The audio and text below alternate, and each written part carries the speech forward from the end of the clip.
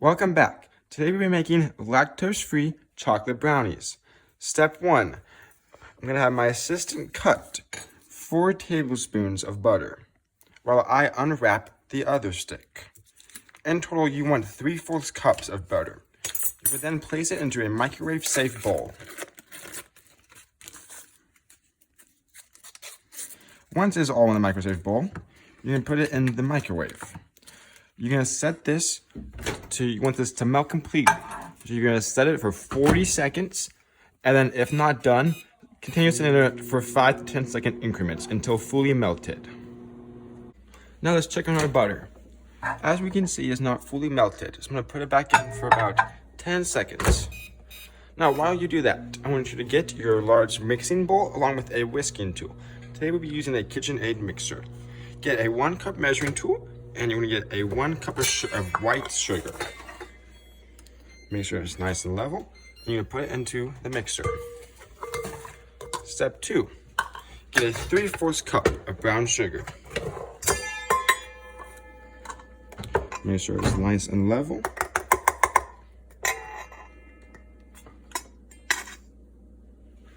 You can now add that also to the mixing bowl. Now as we check on our butter, I had my assistant take it out. It is fully melted. We're gonna mix it in, make sure it's all fully melted. Okay, that is good. Now take it and slowly add it into your mixing bowl. Once those 3 ingredients have been added, you're gonna put it down, lock it, and you're gonna put it on to stir and to hopefully cream them. So let this mix up for a good bit. In the end, you want to have a creamy mixture that comes smoothly off the walls. It should be a little oily because of the butter. Just keep on mixing it. I'm going to put it on high for a little bit. All right. Now that it has reached its nice creamy texture, you're going to add in 2 eggs, which I'm going to have my assistant do.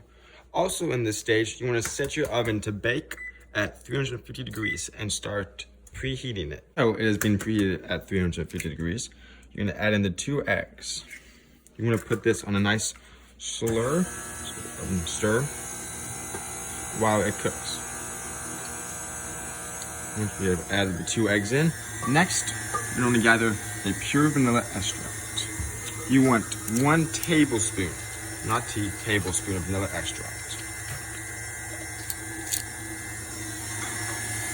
I always measure it over the bowl in case of spills. It goes right into the bowl. You will now add your tablespoon of pure vanilla extract. You let this mix for a little bit. And now into the very last step. It's all mixed up. I'm going to set it back to stir. And we're going to add your dry ingredients. Firstly, you want to get 3/4 cup of cocoa powder. You're going to get it. You're going to add it into the mix.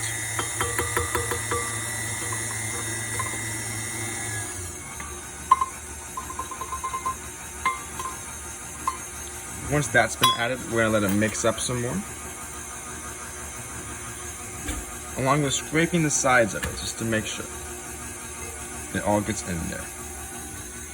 Next, you want to get a 1/2 cup and a spoon. And this part is very important because when you scoop flour, you want to make sure it is not too dense. So by using a spoon, keep the flour light, therefore keeping your baked goods light as well.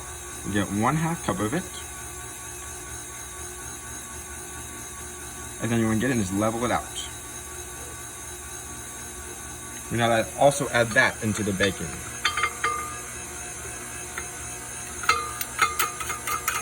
Now, you're going to get your measuring tool again. You're going to add 1.5 cups of tablespoons of flour as well. Just a little extra. There we go. There's 1/2. There's 2 halves. And there's your 3rd half.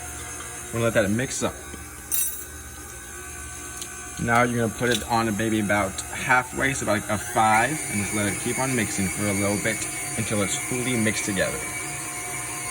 Now once it's been fully added, your last step is to get some sea salt, some iodized salt, just some salt. You wanna get 1/2 teaspoon of salt. Just add it in. A little extra never hurt anyone. I love to add extra salt to my recipes as I feel it brings out the flavor more. Now just mix that up. Do a nice little medium and medium mixture. Let that go for about 5 seconds, get it fully in. Now once that has been done, we're gonna turn it off. We're gonna unlock it. You're gonna open it up. You're gonna get your spatula, and you're gonna scrape it all off, everything off the mixture and off the sides into one bowl. And then the extra step, just like I like to toss it with my spatula, just get in there and just make sure it's all nice and good. All right. Once that step has been done, you're gonna go in. You're gonna get a 9x9 or 8x8, either or, depends on how thick you like your brownies. I like them to be more thin, so I'll be using a 9x9 baking pan. Now you want to get some sort of oil, that way they don't stick. We'll be using olive oil today. You're going to spray the pan. And now you use one of your spatulas to scrape. You lift it with one hand, and with your other hand, just scrape all of it off into the pan.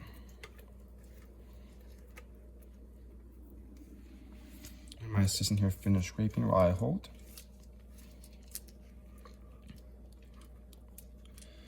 You aim to get almost every single last little bit of this creamy texture into the baking pan. That way your brownies are the fullest and taste the most delicious.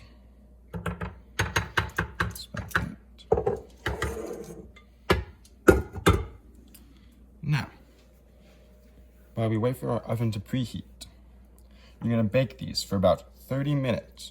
After 30 minutes, you're gonna get a fork, you're gonna stick it in. You want there to be a light, not wet, but gooey little bit of brownie coming with the fork. If there's wet batter, I recommend putting it in for another 5 to 10 minutes. But remember to always be checking it, because in the end, we want a nice crisp top layer, but we want a nice ooey and gooey middle section.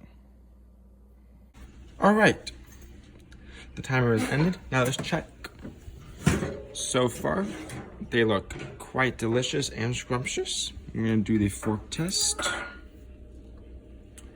Yep, this is the perfect ooey gooey stickiness. And while they are still very warm, and so I would recommend letting them sit for maybe 10 to 20 minutes, depending on how warm you would like them to be. We're gonna do a little taste test just to make sure these are the perfect, delicious, non-dairy, lactose-free brownies. Now we will try this delicious brownie. You never know it's dairy-free. Try it.